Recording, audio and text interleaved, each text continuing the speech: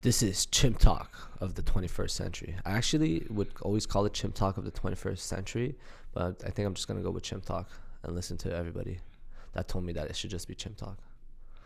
And we have Kevin Visser, ladies and gentlemen. All the audience goes wild. Yeah. What's up? Yo. Yeah, man.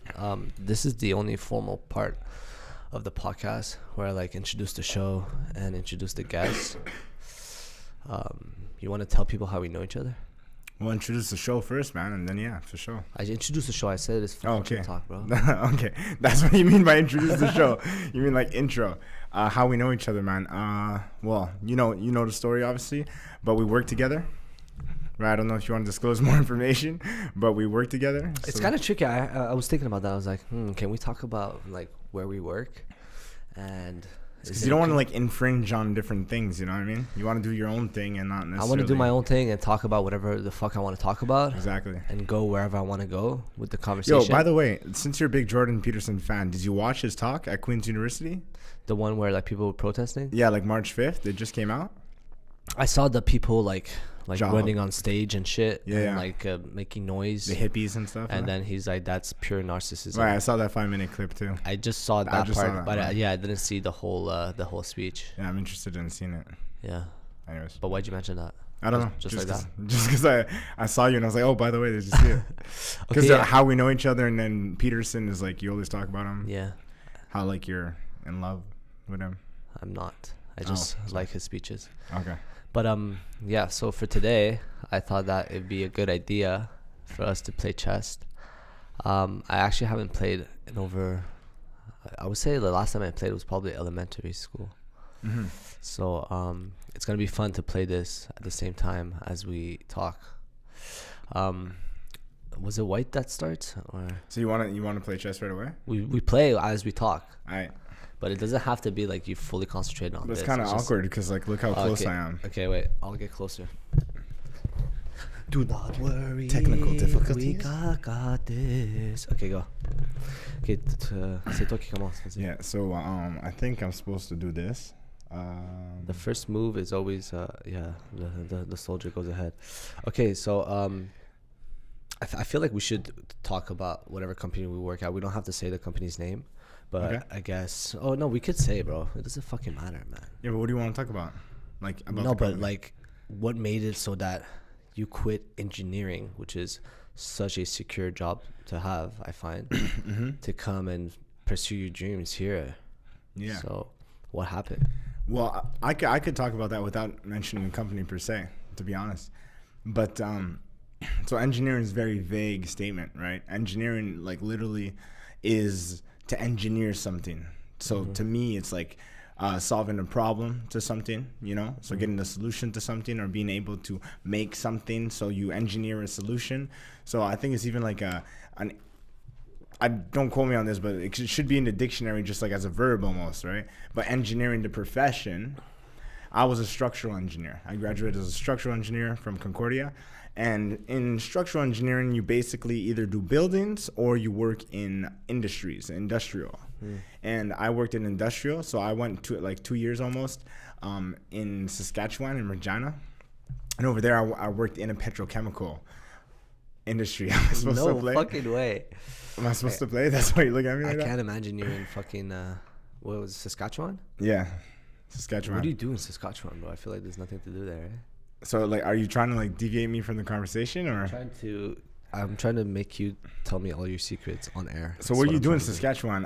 Well, you do what you want to do. Actually, crazy thought is that, when I was over there, I was living in a hotel for some time, and I was always wondering, because most of your life, you're with friends all the time. Right. Then you do what your friends want, or you do what you want and your friends want. So it's kind of like a consensus. When you go buttfuck nowhere where you know nobody, except some work colleague that you spend 70 hours with, you're like, fuck him, I don't want to talk to him anymore for that period of time. You're like, what do I do? Then you realize, that's the first time you ever ask yourself that question. What do I truly want to do? Because you have, a whole city. But It was because you were spending so much time not doing what you wanted to do. Are you just copying me? Is that your strategy? At all, actually. Just making sure you have to move your All right, keep going. Je ne sais quoi. Yeah, so you spent 70 hours of doing shit you didn't want to do, so it made you realize what you actually wanted to do. No, that's not the case. Okay, or you just spent it with someone that was really fucking annoying? No, that's not the case. It was cool. It's just like after you spend 70 hours with someone, it's like you want to do your own thing. You know, you want to be away from the person. Okay, I see. And then when you got that extra time, you wonder like, what should I do? You don't just want to watch TV. Anyways, I don't. Like, I don't just want to watch Netflix like for the rest of my days. I wanted to go out and do something. I had no friends to call up and be like, yo, what's up? Like, what are you doing? So I had to like, I'm like, all right, let me go make friends. And then I'm like, where do I want to go to make friends? And I tried the bar scene, and it's just like, oh, like, I guess here too, but over there, I don't know. You don't necessarily meet good. You could. It's a blanket statement.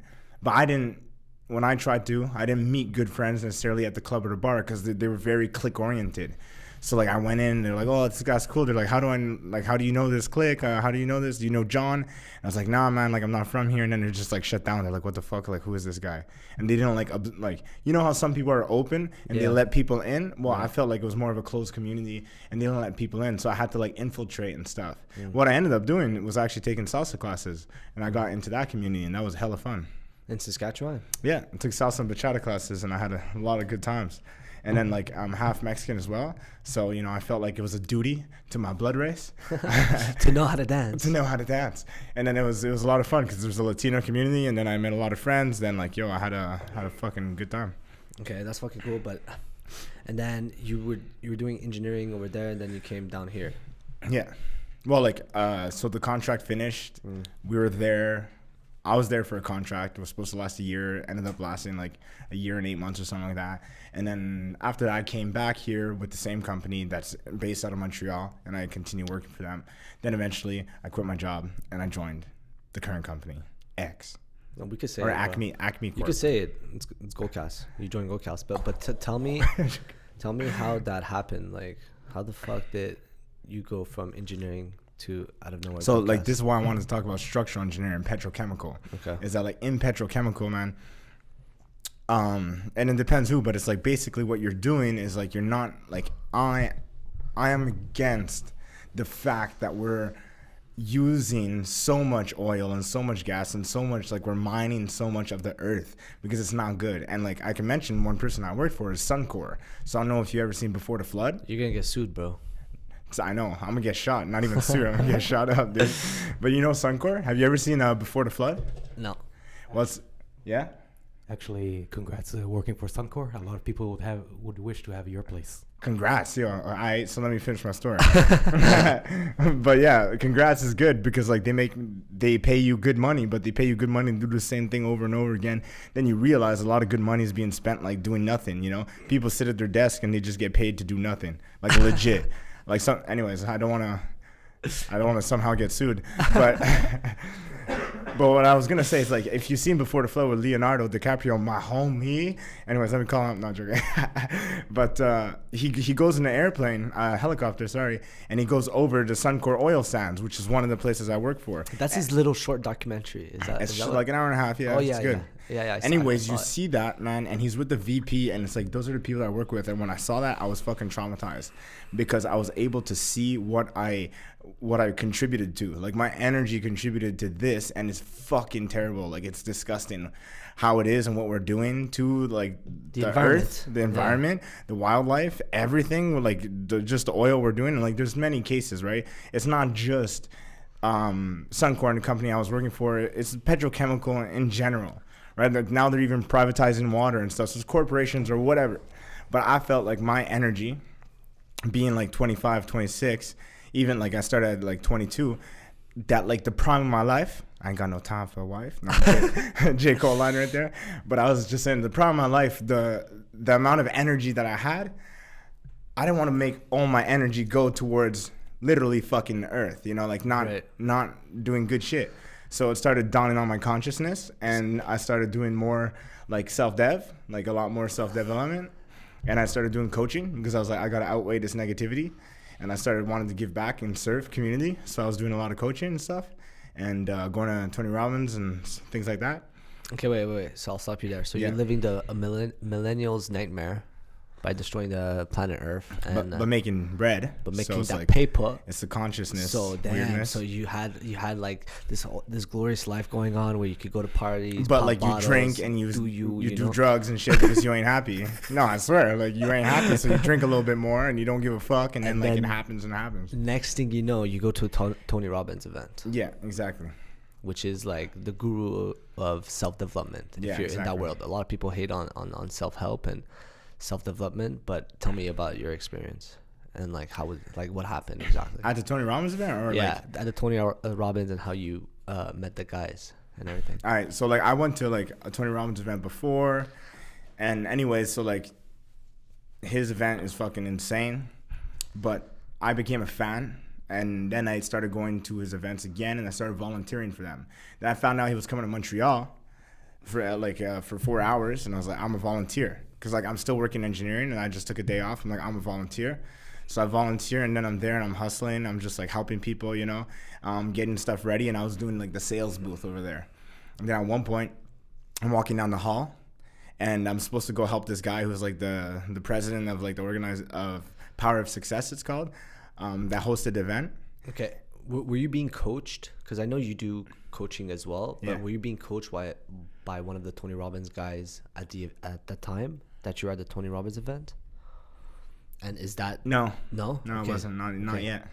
Okay. Not Anyways, keep going. So you're walking. So down I'm the walking hallway. down the hallway about Okay. to go help this guy out, and he like it was I remember it was like a privilege that I was going where I was going with this guy. He's like, oh, I need someone to help me out. He's like, I like you, follow me. I'm gonna like you're gonna do this. So I'm walking. I'm like in a hurry because I gotta help him out. Then I see this guy walking down the hallway. We cross paths, and he's got like a shirt on, and it's written Goalcast. And just by instinct, I was like, oh shit, man. And I was like, I love that page. And then the guy named Salim, he's like, oh fuck, really? And I was just like, yeah. And then he's like, I'm the co-founder. And then I was like, oh fuck, really? I was like, no shit. He's like, yeah. Then like we started talking, but the other guy was like, yo, come, like we gotta dip, like we gotta go do this before it starts. And I was like, okay. And then he's like, anyways, let's chat after. And I was like, yeah, man, for sure, I'd be super down. I'm like, I'm at the sales booth, so come see me. Like after, come see me. And so that's the first point of contact. Then after that, they came to see me. And being the ambitious hustlers that they are, the founders, they come up to me and they're like, we got to meet Tony Robbins. And I'm just like, oh shit. Like, I'm sorry, but I ain't got his cell phone number. It's like, that's hard to do. I want to meet Tony Robbins too. Right. So then, I was like, yo, I'll get you as close as I can. So I just started talking to like the president of the thing and like all these things. People were like saying no. And I tried to get them to the volunteer area and like a bunch of things. Then eventually they went into like, I think they went into like a VIP area and they were about to meet him. They were super close to meet him. And then like they got like pulled out at the last second and they couldn't meet him. Yeah, something like that. That's crazy because Yeah. I know it's really hard to meet the speaker at those events, especially Tony Robbins. Yeah, exactly. And then next thing you know, But there was a meet and greet actually. So the people that paid like big money. big money, they had a meet and greet. So they tried to get there without paying the big money because that was already sold out. You know what I mean? Right. So yeah. Okay. So that's how I met him. That's how you met the guys, and That's then how I next met thing the guys. you know, you're like, And then we connected after, because I tried to help him get there, and like it almost happened. And then after we connected, just like as in like Facebook, we exchanged numbers and stuff. Then after I was like, oh, I had a coach at the time, not a Tony Robbins coach, but I had a coach at the time who was teaching me about marketing, sales, online game. You know what I mean? Like he managed pages with millions of likes and stuff like that. Then I saw Goalcast and like I know they had millions of likes. I was like, you should probably connect with this guy. And then so that's where it started off. And then so then they connected. They started working a little bit together. I started helping out the guy to help out Goalcast. So I was working under that guy, my coach at the time, to help out Goalcast. And then like over time, that's what happened. Like for 5-6 months, that we were just like casual, like helping out, like giving value. As they say, giving value. And then so I guess things were going worse and worse at my job. Kind of. And then we were talking still like on Messenger and stuff. And I was like, yo, let's go out to eat. And then like, oh, we don't have time. Then they were like, yo, let's go out to eat. I'm like, I don't have time. So we kept missing each other. Then at one point we went out to eat. And then they're like, yo, let's try this out. You know what I mean? Like we want you to come work for us. And then, so like it kind of started off like that. And then, so at one point I had to make the decision because they're like, yo, you can't do this like part-time. Like, we want you to jump ship, you know what I mean? They weren't like, okay, you can't do engineering and then do this part-time. We want someone who's like in-house and who's doing this legit. And then, so that's when I had to make the decision. I was like, all right, so either I quit engineering or I join Goldcast, you know what I mean? And which one do I want to do? And then you have to do like some self-reflection in that moment and stuff like that. And obviously I chose to quit engineering and join Goldcast. Yeah. That's a cool story, bro.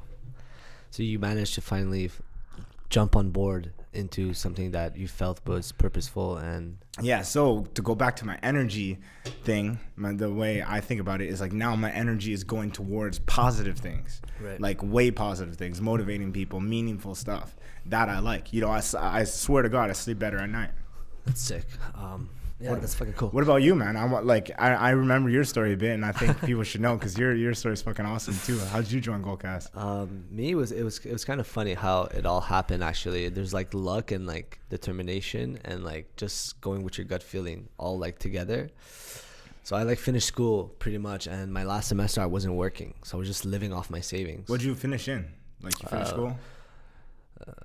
You don't even remember? No, Shit, man. I do remember. I just like blanked out for a second in politics and philosophy. All right. But yeah, that shows how much that didn't mean anything to me. When I said it, I'm like, I completely forgot. 4 years. 4 years of what was it again? No, I didn't go. Because you know why? I didn't sleep last night, so it's taking me like an extra second to like process everything. I'm like super slow right now, but I've had 2 coffees and it started to kick in. So yeah, my last semester, I'm like not working, taking like 5 classes, which was a huge mistake.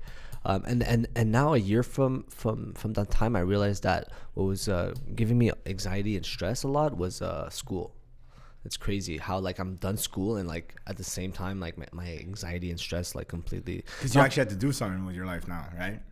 Well, now I feel like what I'm doing is something I want to do, so it never feels. No, but I mean when you finish school. Like wake up, you know. Yeah. I mean, you actually got to do something. Yeah, well, yeah. You go from like being on top of the world, like yes, I finished school, to like oh fuck, I'm unemployed and like fucked right at this point. You know what I mean? Yeah. So that's what happened to me, and then I'm living off my savings for the last semester. Then the summer comes, and all my friends are like, oh yo, join us, come and work at this restaurant or whatever. My friends were like managers at restaurants at the time, and they wanted me to go to work there. And I worked in the restaurant industry my whole life. Well, not my whole life, but while I was at school at least, you know. And it's a great job to have while you're in school. Yeah, for just sure. like quick money in a short amount of time, you know. So I just refused to work for any company that I didn't believe in for a long period of time while I'm living off my savings. So every day I would like wake up, hit the gym, go to Chapters, apply online, and like I would do that for like weeks. And then I read the description of Goldcast on. Did you know who they were before you read it? I didn't know who they were, and I read the description. I was just like, yo, what the fuck is this? Like, and then I almost skipped. I remember like I was gonna like just move on because I'm like, yo, this doesn't make sense. And then I decided to look them up, and I'm like, okay, this is actually fucking cool. Like, I like the content, the content that they're creating. I'm like, yo, let me apply. I actually had this like gut feeling like this company is really fucking cool. I applied. Next thing you know, like I just harassed them via email. Because they didn't answer. Like yeah, they weren't answering. Right. And then later on, he told me that he got my first email, read it, and then purposely didn't answer just to see if I would email him again. He just wanted to see if I really wanted it. Yeah, exactly. So yeah, I emailed them a bunch of times, and then next thing you know, I managed to land an interview. But I didn't know this. But going into the for what job? Like, okay, what'd you apply for? There was 2 positions open. There was video editor and there was a social media manager. But I didn't know this, but going into the interview, there was no positions left. Both the social media was taken and the video editor was taken. Like they had just accepted. And did you have any like experience in video editing or social media? Yeah, I did. I was doing like YouTube videos that nobody wanted to watch. And yeah, that's all I had. So I had like 10 videos, like 10 really shitty videos. So it's like, not like you were a fucking video editor, like no, pro. I wasn't at all, dude. I was doing videos just like as a hobby, like just for laughs. I was doing it for myself actually. I was legit doing it as a hobby for myself. But you weren't a video editor at all, like, and I never even entertained the idea of getting paid for making videos. Like it wasn't in my mind at all, you know. I don't know. And anyways, so I go to the interview, and no, you didn't have an interview. They kind of like recruited you, but the interview is long as fuck, bro. It's like 30. Well, I did have an interview, but it's a little bit different Yeah. for sure. But yeah, keep going. But me was like a legit quote unquote Interview process. Yeah, it was. I went through the interview process, and then it was like 35 minutes, 40 minutes of interviewing, and they ask you questions like, "What fucking superpower would you have?" You know, and I remember seeing like the silliest answer. Now that I think about it now, I should have been like young brows, like a superhero that could grab his eyebrows because my eyebrows are thick and just shoot it at somebody, and then it hits them, and then I catch it back, and then it goes back into my. But that's not using shit for good. Yeah, it's true. But like, what'd you answer? No, I was just like, oh man. And by the way, that's a stupid answer too. So I'm really excited to see what you actually answered. If that's not stupid. No, I was like, if that's genius. No, it was a really horrible answer, and I don't want to share it because No, I'm you like, got too ashamed. to. It's too late, bro. I'm It's too late. ashamed, bro. To be honest, You have to, man. Come on. I was like, vulnerability, courage. I was like, yo, I would like I was on the spot and I didn't know what to say. I was just like, yo, I would like be able to like shoot love and like make like people catch feelings, or I don't know. Oh shit! You're some Valentine, a little Cupid. I don't know. Yeah, like I don't know what the fuck I was thinking. I honestly just said that because I didn't know what to say. It wasn't like I never like desired to be a fucking Cupid, you know. But yeah, that's what I said. But all my other answers were better than that one, that's for sure. And then next thing you know, I get an internship. Oh no, so that's not what happened. So they made me do a test. So they're like, okay, what do you want to do? I'm like, I really want to do the videos actually, now that I think about it. So they're like, all right, we'll send you a test. So they send me like a 20-minute video, and they're like, make it a 1.5 minute video and like add some flavor to it. You know what I'm saying? So it was a Simon Sinek speech. Simon, yeah. He's not from Quebec, bro. Simon. So yeah, Simon Sinek, and then next thing you know, I do the video, but and you had 90 minutes to complete the video. And I remember that day like it was like yesterday, because there's a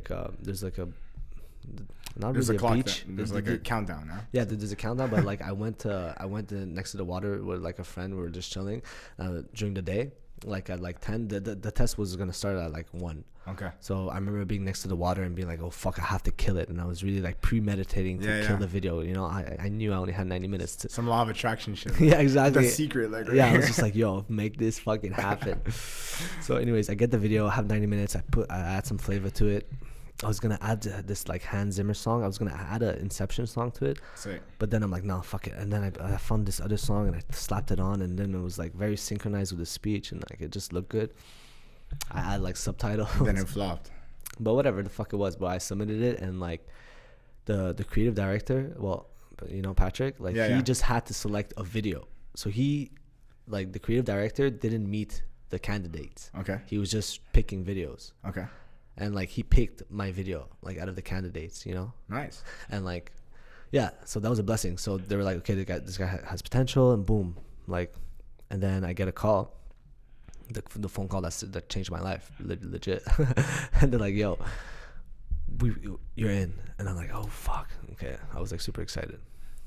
And yeah, and next thing you know, like I'm just like doing videos, which I never thought I'd be doing ever. So super fun. I'm super grateful. So that's how we met. Yeah. So that's how we met. We actually met, and the first time we legit met was at the meeting. Growth meeting. Yeah, the growth meeting. Yeah. So yeah, if people don't know what the growth meeting is. So every week, pretty much what we do is one person out of the team presents on whatever the fuck they want to present on. Well, it's like, just to go back a little bit, it's really fucking cool, I find, because like I was actually trying to do this in my old company, old corporations, like, and they don't give a fuck about this. I was literally giving talks, like growth talks, before I even knew the term growth meeting, because I wanted to teach people things. And you know, like a growth mindset and a fixed mindset, there's like a book on it. I forget what the book is called, but it's just like fixed mindset is like they think they know everything's set in stone. And a growth mindset is that you're always there to learn, and that's how you grow, and like that's exponential growth.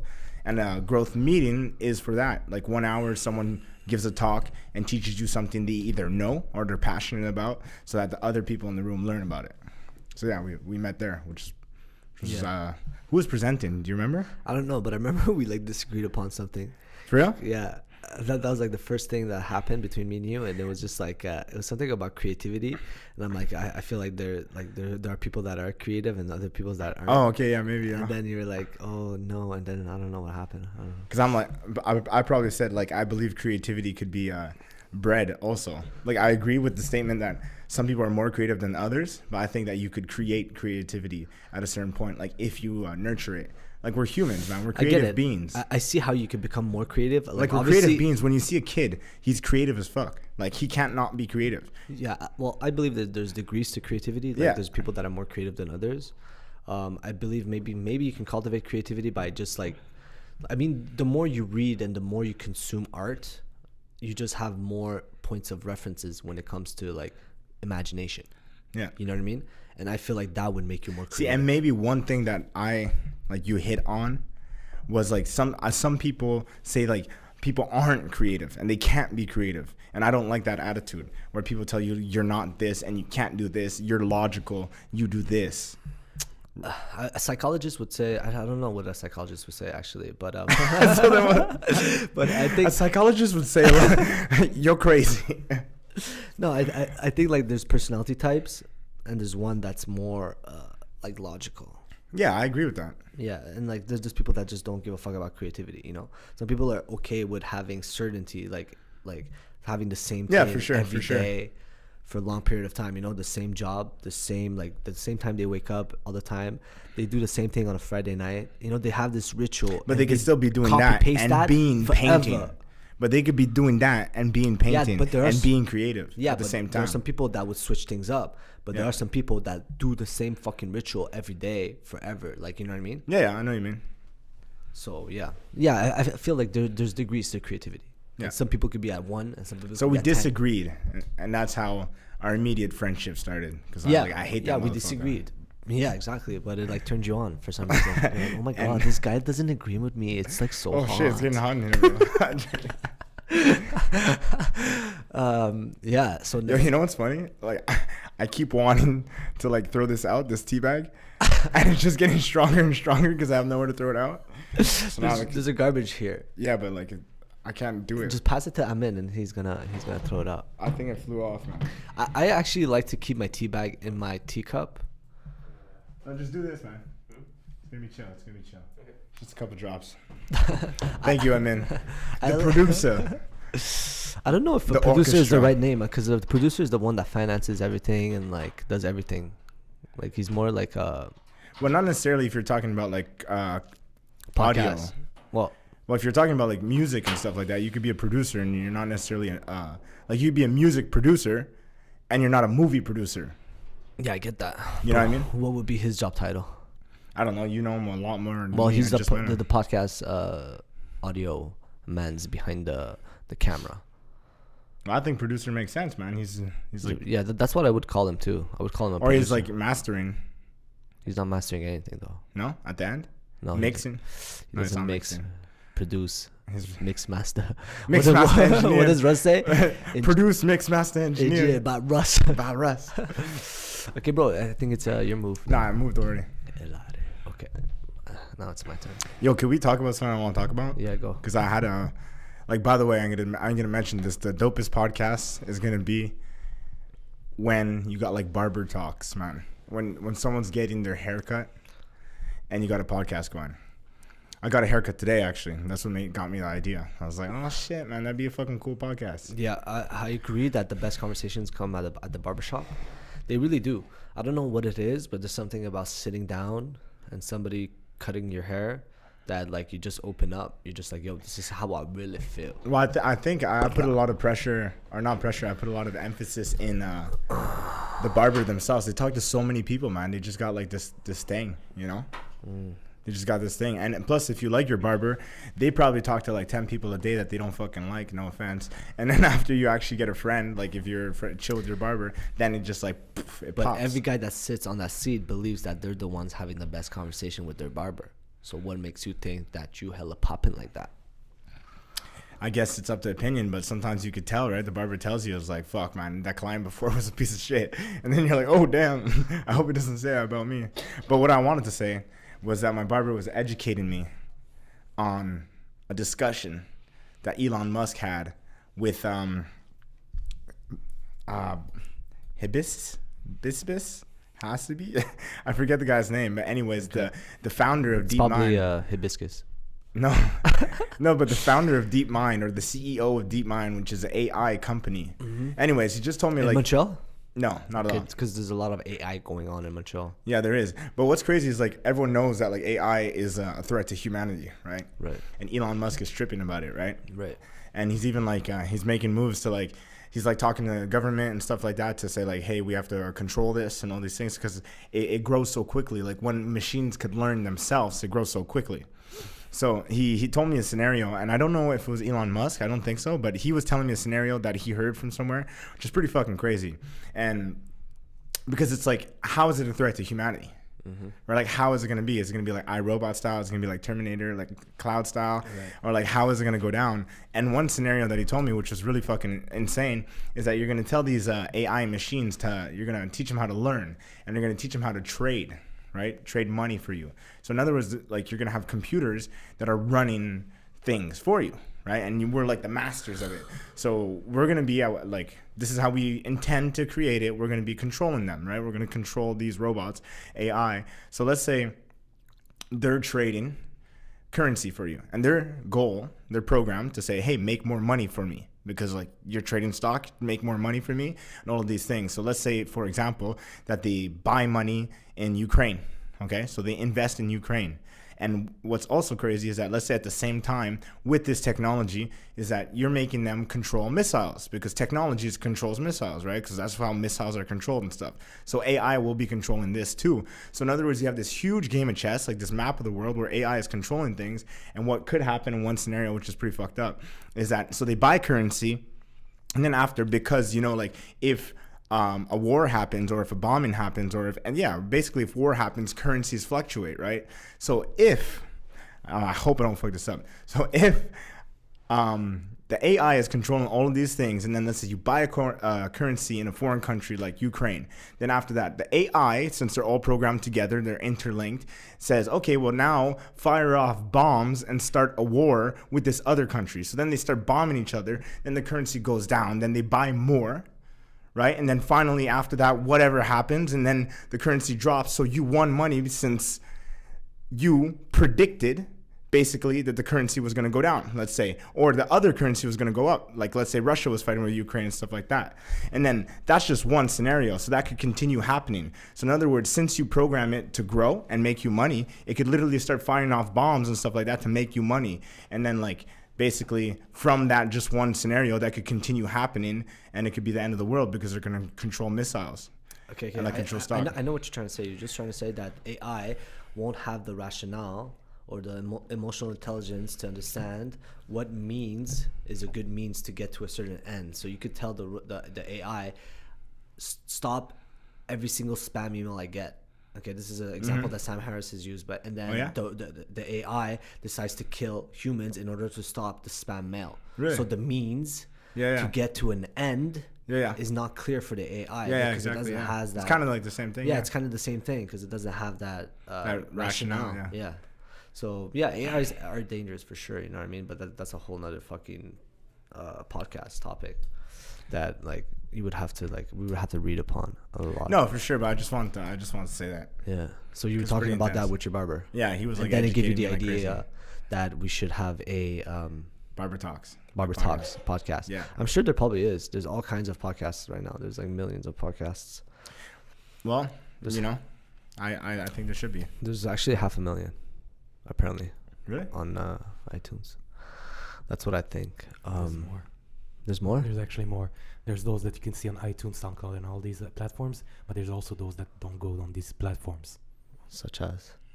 What do you mean such as? Like there YouTube, are podcasts that are okay on YouTube, but there are some others that stay on their own website and they don't go anywhere. And you have some that stay only on Facebook, and Facebook try to count how many podcasts there are on Facebook. They don't all call themselves podcasts. So you have that. You have the same. There's talk shows. So what defines a podcast? It's just online radio. Where did the name come from? Podcast. I don't know. I guess like somebody wanted to broadcast their ideas online. On a pod? Yeah, I don't know. I don't know where it comes from. You know? I mean? Rough idea. I'm not going to pretend that I know the exact history of podcasts. Okay. But if I had to guess, it's probably you want to have a snippet of sound or a certain amount of sound, have it in in a box Oh, if you okay. want, and that's it. You distribute that. Oh, okay. But podcasts used to be really big in the early 2000s, as I heard, and pretty much. Was it really all the way back then? Yeah, it was huge. There were businesses surrounding podcasts now because of this YouTube and all these other platforms that makes it easier to distribute the podcast medium, if you want.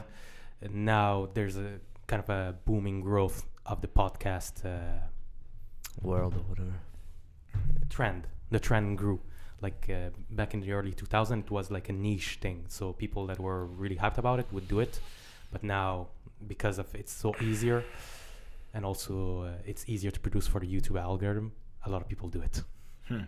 For me, it's like quite obvious that like I got like influenced by Joe Rogan. I feel like he was just a supernova of inspiration, especially for the MMA community. Yeah, Everyone who like punched someone is like, I'm gonna start a podcast. but legit, like he was a supernova of inspiration for podcasts. He went, he blew up, and like just everybody started to orbiting around him because he's just like so good at it. But he's such a great conversationalist. So affiliate link drop. There's this book called .com Secrets by Russell Brunson. And no, I don't got no affiliate link, sadly. But at one point, he talks about like different attractive characters and what attractive characters are. It's not what you're thinking, but it's like how you portray your voice, you know what I mean, to the community. So like via online and stuff like that. And one of them is called The Reporter. And that's what I find really cool. Podcasts, that's what they do. They do the reporters. So like they're the journalists, in other words. They interview a bunch of people to give value to a community on something because they have access to. So it's not because they're the expert. So like Joe Rogan's a perfect example. Like he's a genius. He's a smart motherfucker. But he also always says he's not the expert, especially like he's interviewing Dr. Rhonda Patrick. You know, he's interviewing like beasts or experts in their own field, and he's reporting it, like he's giving it to the community, giving this knowledge to the community, and which is a great thing. And that's what podcasters should be focusing on, you know, getting people in and not being the expert themselves, but mining the data, mining the minds of experts. Exactly. Yeah, well put. Yeah, I'm glad for this wave of alternative media, to be honest. How are you trying to get more people on this one? Like what, in terms of traffic or guests? In terms of guests. I guess it goes together a little bit. Yeah, well, yeah, both. I just want to interview or talk to the people I want to talk to. So before I was just like, okay, let me just try to get like a big name or somebody that has a big position, but I just go wherever my mind goes. So if I'm interested in talking to this person at this time, like that's where I'm gonna go. Like if I'm really into nutrition, let's say like for a month, then I'm obviously going to try to find like nutritionists, you know what I mean, to ask them a bunch of questions. So like, I'm just curious, like for your growth and like for other people's growth and stuff, it's like Joe Rogan, he had a name, right? So like, I guess he had an inner circle where he could invite like some cool people on. Yeah, he was known as a comedian, and he had Fear Factor going on for him. So yeah, for him, it was obviously easier to have access to like these people. Well, like I'm sure you had a crazy like come up and stuff, not necessarily exactly easy. Like, no, like, but I'm just saying like he had something. And even like, let's say, because a lot of people I find, and I just want your opinion on this, a lot of people I find they're like, whether they quote unquote made it or they have a certain amount of fame or whatever it is, and then they start doing podcasting. Yeah, exactly. So a lot of people is like started like that. Like Tim Ferriss example. That's probably the best way to do it. Like you build up, like you create your career out of something, and then you decide that, okay, fuck it, I'm just gonna fucking like start a podcast because you have some sort of credibility. Whereas like I don't, because I'm just like a dude that like wants to talk to people and like get to know people. But I'm driven by the idea that like I just enjoy talking to people and listening to different people's perspective. And I'm like, why not record it and put it out there? Because like there's certain like issues that we could be facing that other people could be facing, and then other people could realize that their problems are very similar to people their age, or like you had similar struggles. Maybe somebody could resonate with that, and I feel like that's important because that's what made me feel good when I was listening to podcasts. I'm like, oh fuck, it's normal to feel depressed. Oh fuck, it's normal that a lot of people do have anxiety. Now it's like trending, like everybody wants to say like, oh, I have anxiety. But it was just good to have some sort of media that you can listen to that you can relate with, and that's what I think podcasts did for a lot of people. It's relatable type of media, whereas before everyone felt alienated because like you had these anchors that talk in such a weird way, and that's so robotic, and it's just like so unrelatable, and there was this huge distrust with media. So the wave of podcasts came in at a perfect time, as like power to the people. Exactly, as more people went online, the podcast just grew and it became alternative media, and now I don't even listen to mainstream media anymore, you know. Yeah. Like radio, you mean, or like whatever, like TV? Yeah, exactly, TV. Like I don't listen to TV. I think much. Netflix just destroyed TV. Yeah, Netflix and YouTube destroyed Yeah. TV. Yeah, there's other ones out there too. That's what I do. I listen to YouTube and but like when I moved out, man, like I did not like. Why the fuck would I get cable to watch advertisements? Yeah, no, seriously. You know, like Netflix all the way, and with a Chromecast, you could like cast things, man. Yeah, only time I do listen to TV is for sports. Yeah, that's the only thing that they got to get on top of. Like Netflix has like their own sports broadcast. Netflix sports? Yeah, why not? That would just be mean, I find. Well, because they're just gonna dominate. Yeah, and then it's just gonna be Netflix is just gonna be TV. Well, look at Jeff Bezos, man. He's dominating. Yeah, it's not mean. You know, he destroyed the game. He started off with books only, bro. That's what's crazy.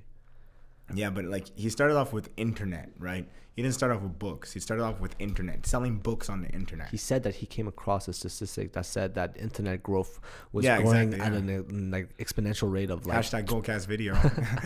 an exponential rate of like 2,000% or something like that. And he's like, okay, well, what could I sell on this? Yeah, exactly. What could I distribute? Because that's what they do. And one thing I find crazy, I think a lot of people know this, but if they don't, they can learn, is that like distribution networks is what makes the most amount of money. Like Amazon is a distribution network. Even McDonald's, like if you saw the movie Founder, what they are, they're not a restaurant, they're a distribution network. You know what I mean? No, but elaborate. So like what it is, it's like, it's how fast could you give things to consumers? And then the faster you could give things to consumers, the more that they will buy from you and the more that you will grow. So Amazon is the same thing. They're like, I want to give books to people and I want to make it better. You know, I want to make it quick and easier and cheaper for the people. Give them books. And McDonald's, like that's what happened basically at McDonald's as well. It's like instead of just going here to get a hamburger, they're going to create chains. And that's where supply chains came into play also. Right. We got some technical issues right now. Hey, big money for this guy to be here. Continue the story. I can't talk. Oh, okay. No, but yo, leave it. I think it's good. It's fine. If you need, do this quickly. But I could talk just like supply chains. Basically, that's. I don't have strong fingers. Don't screw this for me. Keep talking, bro. Well, it's it's a little bit distracting. I'm not gonna lie, because I could like keep talking and be like, okay, no, bro, it's all good. I got it. Yeah, just go like this. Yo, we need better stands, man. Fuck. But like, so Amazon, they have a crazy distribution network, right? Now, Amazon Prime. Right. So like, why would I go anywhere when I could just buy it on Amazon? It's going to be on my doorstep in 2 days.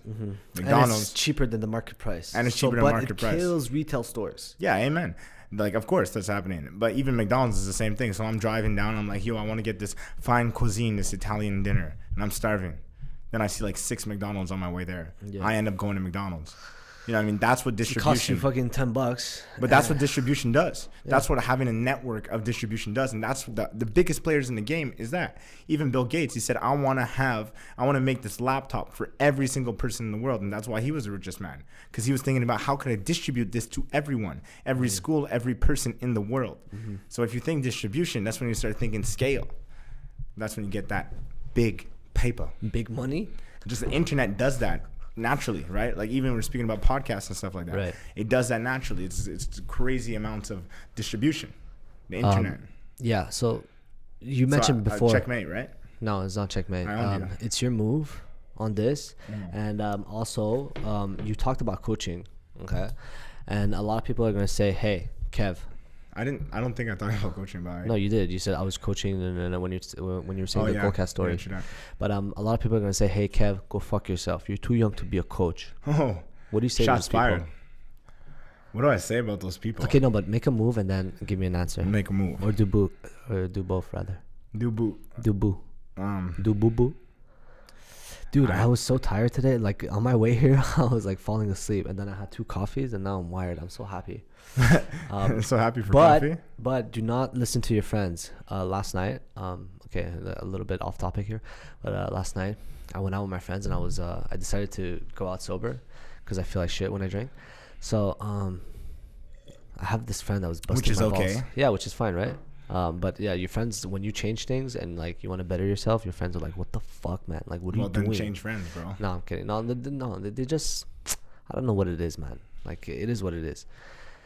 But yeah, I didn't want to drink, and then I drove my friend there. So, and I felt bad because I'm like, yo, I wanted to leave at one point because I wanted to wake up and do me, and like it was his Friday night too, and I felt bad for like wanting to rush him out because I wanted to leave at like 2 a.m. And like, anyways, I succumbed to the pressure of all my friends being like, "No, stay, Sam, don't go." Yeah, all my friends talk like that. By the way, it's kind of weird, and they're guys, so not kidding. But yeah, so I stayed, and then I got home at like 5 a.m. and I was like, shit. And then I woke up because I wanted to hit the gym before, so I woke up, but I hadn't sleep. I woke up at like 10, and I was just like too tired. So I was so pissed. I was like, fuck, this is what happens when you like, because I've been really good at doing me. But like last night I slipped up right before the podcast, and the podcast is a big deal for me because I'm really trying to get the ball rolling for the podcast. And then I slipped up on the night before something important, which is the podcast, happened, right? So and it was a reminder to always do you and follow what your mind and your heart tells you to do. You know what I mean? So if you want to go home to rest up so that the next day you have a really good day, do it. Yeah. So yeah. True that, man. True that. Did you make a move? Yeah, I did. Okay.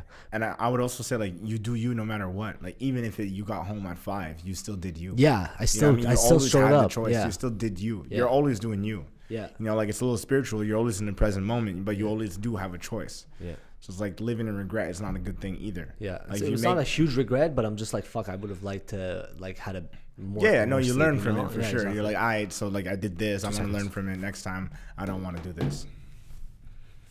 Okay, yeah. Tell me the whole coaching thing. So, like, Dan, say your question again. Okay, yeah. So the question was, what do you say to people that say, "Hey, Kev, listen, you're not made for the big leagues," you know, and You're too young. you're too young. Okay, you haven't experienced life enough. You haven't been through life. You don't know what it's like to take care of kids and start a family. And who the fuck are you to coach shit. people, huh? Who the fuck do you think you are? Oh, shit. So what do you say to those people? You talking to me? Yeah, you telling me that I should Are eat? you talking to me? You telling me that I should eat celeries?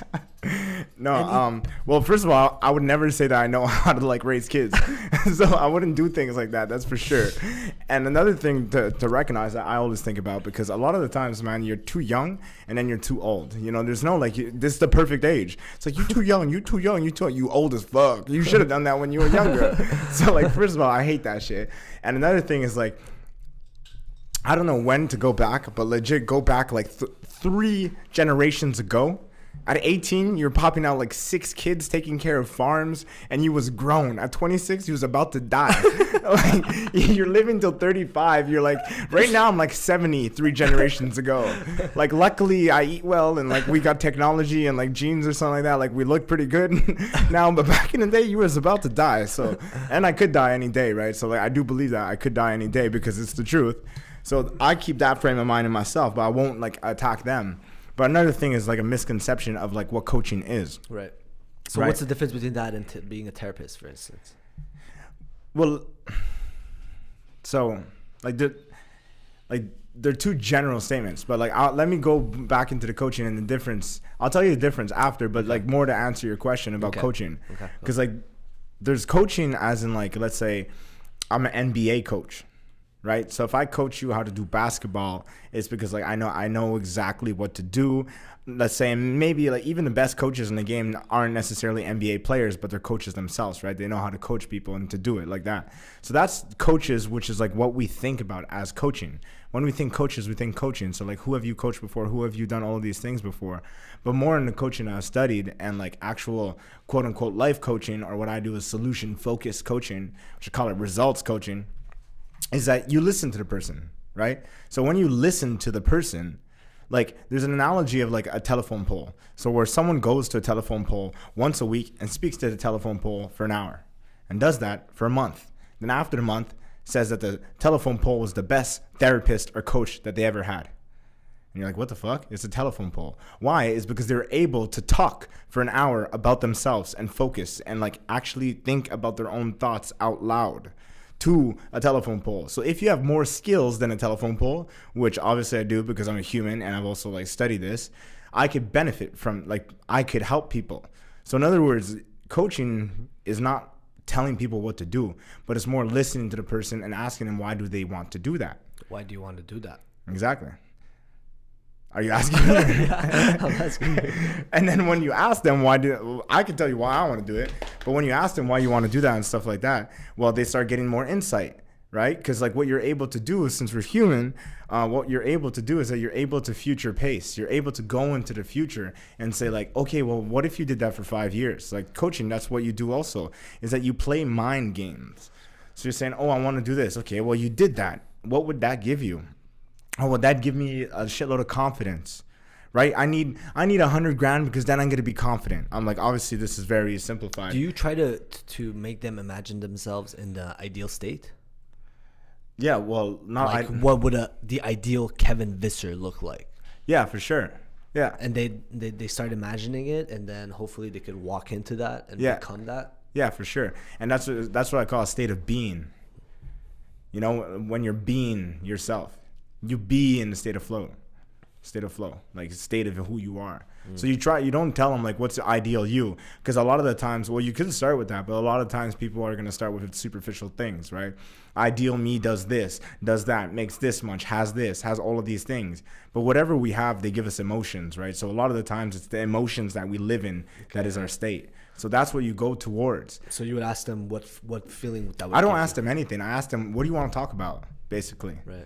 You know, or what's the outcome that you want by the end of this session? Our 30 minutes together.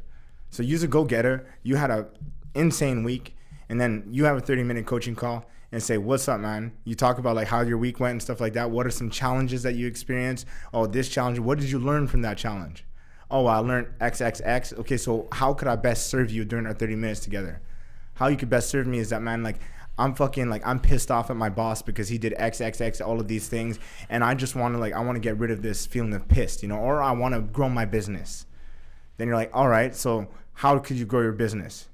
You know, what do you need to do to grow your business? You know, like it's just trains of thoughts and stuff like that. And it's not what other people think it is, let's say. It's not like, yo, what's up, Sam? Why didn't you do this? Okay, go do 25 push-ups. Go eat some fucking celery. Go do this. Go do this. Go do this. I'm not telling people do this, do this, do this. People are saying, I should do this. I should do that. And then you hold them accountable to the thing. And even better is you make themselves hold themselves accountable.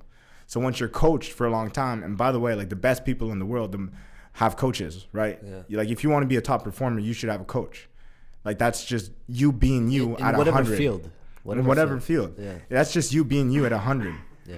Because that's the growth mindset. You always have something to learn. So you should always have a mentor. You should always have someone that's higher up than you, teaching you and like, you know, telling you things and stuff. That's what I believe. And like you rebounding off the ideas off of them. Yeah. And it's funny how like there's less like role models in in-person life. They're more like in the digital realm. Yeah. Like everybody has a speaker that they always go back to online. Yeah, true. Well, at least for me, you know what I mean? And I feel like a lot of people do that. I know that you do that. Yeah. I know that some of the guys at work do that. Yeah. And it's funny because it's like, I think it's community, bro. It's because like think about it. Back in the day, we had tribes and stuff like that. Where if you had tribes and stuff, you could see a guy or a man or a woman or whatever it was, and you could like say that's my mentor, you know. And they actually had this system of like, yo, you have to do this, like go run, go hunt, go kill this. You know, you had like a value system. Passages. You had rites of passages. Yeah, exactly. Values and rites of passage. Whereas now everyone's busy doing shit, so no one's mentoring anyone really. So that's why you go online to find someone that's a virtual mentor. Mm-hmm. But that's my thought. Yeah, I feel like everybody wants to subscribe to whoever they feel that they could relate to, or like somebody that resonates with them. Yeah. And also the voice of people. Like what I realized is like you could listen to someone and not like their voice.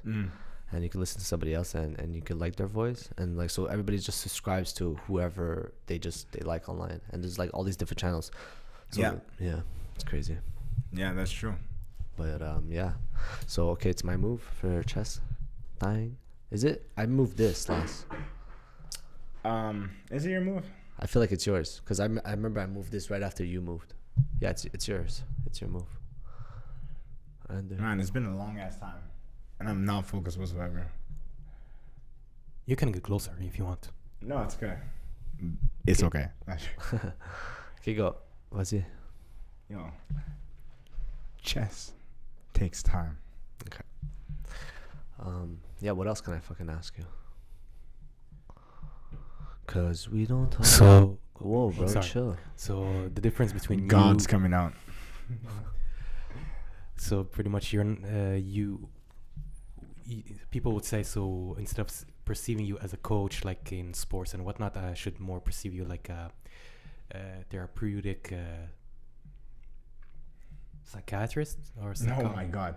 Hell no. A therapeutic psychiatrist is like doctor, PhD, years of study. I give you drugs and I know what's going on in your brain, chemistry and stuff like that. Whereas like when people come to me, or like when I coach people, I assume that nothing's wrong with them biochemically in their head. So if they're, and what I mean by that is like if they're in depression or if they actually have a biochemical difference, then I shouldn't be coaching them. Like they should go see psychiatrists or psychologists or things like that. People who've actually done degrees on things on like the brain and stuff like that, and maybe could even, because a psychiatrist could prescribe drugs, right, to fix biochemistry in the brain. Whereas in a lot of people, they don't have biochemical problems. They just have impotent goals. Like they don't think about goals. They don't think about what they want in life. You know what I mean? They're just chilling and watching Netflix. But then there's a few amount of people that want things and that they want to know how to get that shit, and they want accountability, and they want to talk to someone about those things and about going to get those things. Because if you tell someone every week, if I ask you every week, did you work on your podcast? Did you work on your podcast? Did you work on your podcast? Did you work on your podcast? After 3 months, you're going to realize that you did a lot more work on your podcast because you had someone there asking you that. So that's part of the value for sure. And it has nothing to do with psychiatrists and like, you know what I mean, psychologists or anything like that, or even therapy. But it's more about like, where do you want to go? What do you have to do to get that? And what's the solution? Let's go fucking get it. There's no excuses, you know? So yeah. I feel you. Okay, homie G wants to talk again. You want to say something? It's just pretty much what you want to do and how can I help you get there pretty much. Well, yeah, it's coming from a state of service. Like the reason why I do this, I said it a little bit before, is because of like engineering. Let's say I wasn't doing good things to the world. I believe my energy wasn't doing good things in the world. And then I saw Tony Robbins and I saw like he was doing a shitload of good to the world. And I was like, how could I do good? And then I was like, hey, if I borrow my ear, just that is being of service. Listening to people is being of service already there. I was like, if I could fine tune my skills of not only listening, but of asking the right questions towards people, and then listening deeper, then listening to their tone and listening to the bigger concept of like where the actual challenge is, then I'll be even more of service. And I wanted to be of service, to give value to this world. And that's why I'm doing it personally. And plus, like, I love psychology. I don't want to be a psychologist, but I love psychology. So I love learning about the brain, and I love learning these techniques to help people towards this. Like, you know, like understanding the brain and helping people. And like, you know, like just quickly, there's 3 different parts of the brain: the reptilian brain, the emotional brain, and the neocortex. And like depending on the questions you ask and the state that you're in, you're using a different part of the brain. And you could be more resourceful if you're using the right part of the brain. And like an example is that if I start like lighting you on fire, you're not saying like, what am I going to eat tomorrow? That you're not thinking that. You're using a different part of the brain. You're not like, what's the vision of my future house? That's the neocortex. That's the future projection. Where you're on fire, you're using your reptilian brain. You're like, oh shit, I'm on fire, run to water. You know, so like you could use those different types of questions to help people through different things. Boom. Headshot. Thank you, Kevin Visser. But okay, so we have to finish this chess game. I was gonna wrap things I up. just did a move. No, I know. I did another one. So it's your turn. You're gonna wrap what up? Podcast? Yeah. So yeah, I guess You're trying to kill yourself? Is that what it is? Well, Check, bro. guess what? Check, bro. Mic check 1 2. Check, bro. It's my check himself. Yo, I think it's even checkmate, bro. No, I'm just joking. No, it's not checkmate. Okay, so what you're gonna want to do here is Can I drop another J. Cole line? yeah, you could go for it. Because I saw this little thing. Camera, check it out. There's a J. Cole line that I love. It says, whether a scholar or a fiend, watch a pawn become a king. Wow, that was deep. J. Cole wisdom. That was beautiful, actually. Can you push it back over here since you just like shoved it on your lap? Okay, you're gonna check me again. I can't believe I had a. I see your move, bro. I see your move. I see you. I see you too, I bro. see you. I see you. I see you. Okay, yo, we're gonna. How long have we been talking for? Like an hour? Is the camera still on?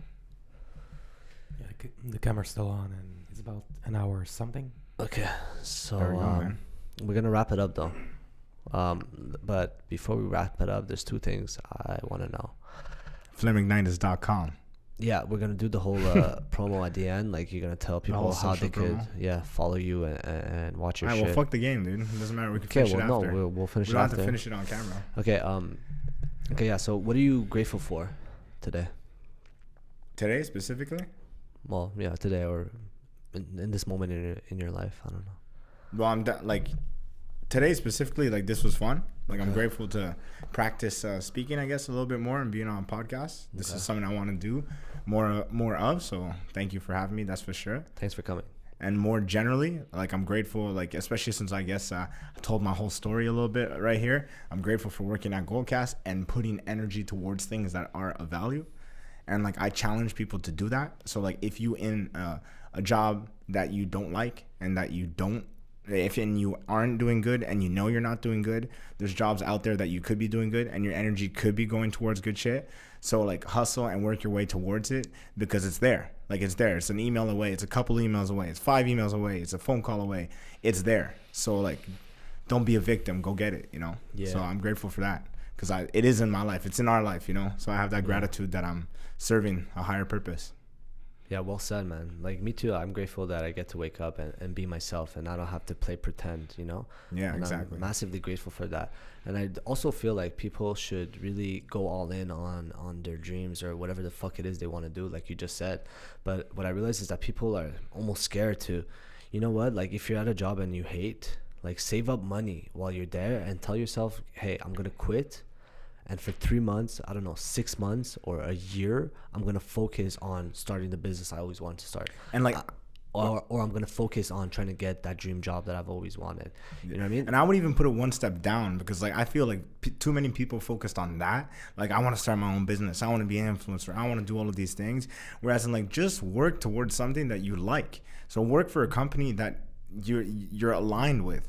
You know what I mean? Like, do things that are at least closer towards it. Work for an influencer. Become a social media manager for an influencer, for a talk show, for something. Like whatever your niche is, just go, or that niche of passion, go into niche of your passion and you'll see the insane amount of difference that it is. You don't have to have your own $10 million business right away. That's not the switch that you do. You know, you don't have to go from accountant to multimillionaire in that 1 year period. You could go from accountant to podcast fucking helper, like the guy who gives water at a podcast. You know, maybe you're gonna take a 30 grand pay cut, but maybe it's worth it. You know what I mean? But what I was trying to emphasize on is that people are not willing to create a little bit of sacrifice or a little bit of discomfort for their end vision. Yeah. Like you have a job and it's paying the bills right now, but like what if like you just start stacking up half your paycheck, every paycheck, and you're like, yo, you know what? I'm gonna quit this fucking job that I hate and I'm gonna go all in on my dream or whatever the fuck it is I want to do. Yeah. Or like I'm not going to go out for a certain amount of weekends. Yeah. Like I feel like people are so unwilling to do that and Yeah. then they end up doing something that they don't even want to do. So not now that I know what it feels like to be able to do me, I want everybody to feel that way, you know Yeah, what I mean? amen. Because it benefits everyone when you're aligned with your beliefs. and you end up doing what it is you want to do, because everybody gets to see the real you. You know what I mean? Yeah. And that inspires everyone.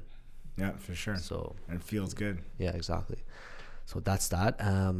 So if people. So I guess I win, right? No, you didn't win. So people listening, I win because I killed the You didn't peon win. or pawn. You didn't win anything. Before we wrap this thing up, tell people how they could follow you or listen to your coaching advice online. So my name is Kevin Visser, so you can add me on Facebook. But also Flame Igniters is my brand. So to ignite that flame in you, so you go flameigniters.com or on Facebook or on Instagram. And that's basically, YouTube as well. And that's basically how you can find me. But I always go under the name Kevin Visser. Haven't changed it yet. Visser. Yeah, All right, Visser. ladies and gentlemen, thank you so much for listening. This was Chimp Talk of the 21st Century. I'm your host, Sam Afshinpour, and we out.